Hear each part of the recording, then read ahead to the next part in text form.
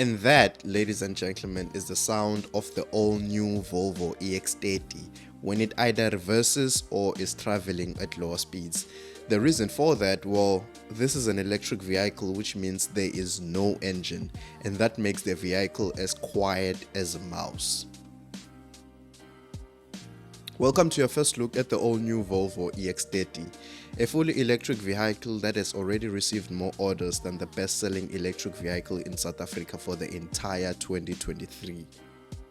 Keeping in mind that this car just launched for sale a few weeks ago. So of course I had to get my hands on one and give you guys my thoughts on the EX30.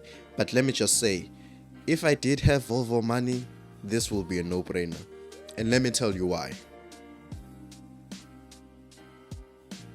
But before we dive into today's video, I want to take a moment to express my gratitude to each and every one of you who tunes in and supports this channel. Creating content that you enjoy is my passion, and I'm constantly working to deliver videos that entertain, educate, and inspire.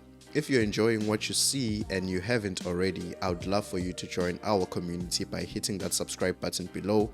By subscribing, you will never miss on our latest episodes, and you'll be part of the journey as we continue to grow and evolve together.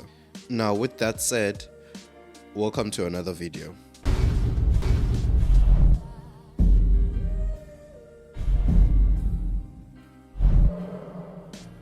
So the question really is, why would anyone go for an electric vehicle? I mean, some would say they're expensive, they don't verpa, and they look away. So to that person, I would say they haven't really looked at electric vehicles in general. They just saw one and concluded. The prices of these have started to reach the sub 600,000 mark, with the cheapest EV costing around 690,000 rand. And I know you guys are not complaining about the price when you willingly buy an entry-level A-Class, 1 Series, and A3 for an even higher price. And as for the looks, this is a preference thing. I personally love how the EX30 looks. This particular model has the two-tone color with the 19-inch 5-spoke aero wheels. It sits a bit higher off the ground, which gives it a mini SUV kind of look. But overall, Volvo made some bold changes to the signature look of most Volvos. This includes the tail lights, which have a slightly different design from other Volvo models, and I have been waiting for a refresh like this from Volvo. The most exciting part for me is the interior, which we'll get to in a second. The front is closed off as this is an electric car, so there is no engine to cool off. So you're only left with the Volvo badge and the front two lights, which double as daytime running lights. So the EX30 comes in 3 variants: the base level core, which has a single motor that produces 200 kilowatts and gives 344 kilometers of range; the mid-level plus, which has a single motor with extended range of 480 kilometers, or the optional dual motor with 315 kilowatts and has a range of 460 kilometers; and lastly, the high-level ultra. So the core will come with a 51 kilowatt hour battery, while the other two variants come with a 69 kilowatt hour battery. So in comparison to internal combustion engines, EVs are cheaper to run. To fully charge, the single motor extended range will cost you around 510 rands. That's if you use public chargers, which mark up the price. If you opt to charge at home overnight with the new Eskom tariffs, you can get a full charge for just 150 rands. Yep, you heard me right, 150 rands to fully charge your car and travel for 480 kilometers. And even past that, the maintenance of electric vehicles is close to zero. The EX30 comes with a 150,000 kilometer 5-year maintenance plan, which covers periodic maintenance services every 24 months or 30,000 kilometers. Basically, you can drive your car for a full 2 years without needing to go to service. Now let's get into the inside. To do that, you need a card key and sespagat. It's very minimal in here. Now I have to be fair. I hate that there are no physical buttons for climate control. That is my only issue with the interior. But I love what they did here. In comparison to past Volvo models, this is my favorite interior.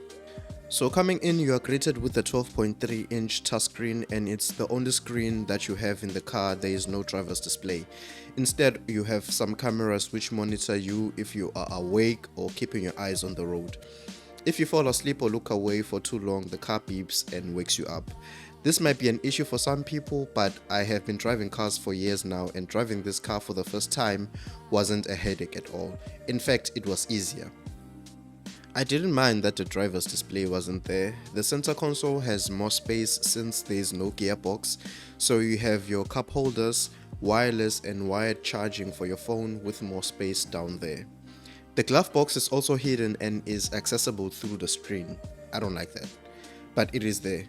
The gear selector is also behind the steering wheel, which is easy to use. The interior is nice overall. I mean, it's what you expect from a premium EV. But now the star of the show has to be, for me, the one pedal driving. If you haven't heard of that, let me just explain. One pedal driving basically removes the brake pedal from the equation. So when you let off the accelerator, the car starts braking on its own and will come to a complete stop until you accelerate again. And this was nice to use. When approaching a traffic light, just let off the accelerator, the car will come to a complete stop. Of course, you do have the option to turn this on and off.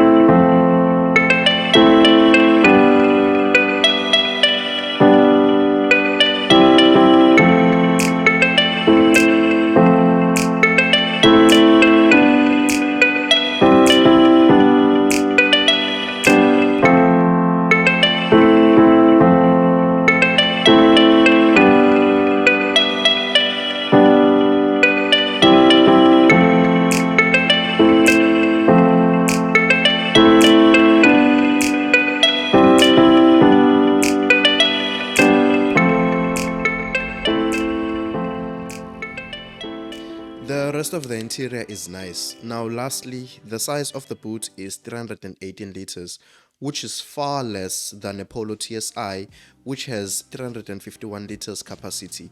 You also do not have a spare wheel, so keep that in mind.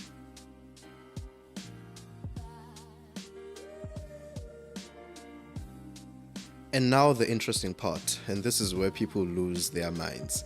This car costs 775,000 rands. If you wish to finance that, you would pay around 15,700 rands per month. Now let's say in a month you travel approximately 1,000 kilometers. That means you will need maximum 550 rands for petrol, in this case electricity. So if we factor in insurance for 2,000 rand, your total cost of ownership would be around 18,000 rand per month. Now, if you live in an estate that has free charging stations and your company also offers free charging stations like me, you might not even need to charge your car with your own money. But I wonder how it would be traveling from Cape Town to Mpumalanga and back with an EV. Maybe Volvo might be up for the challenge. Let's tag them below and we can make it happen. But what I told my petrolhead friend is this: if I had Volvo money, I would not think twice about buying this. It's that good. Anyway, thank you for watching. Please don't forget to subscribe and like this video. It helps me with the YouTube algorithm. Until the next one.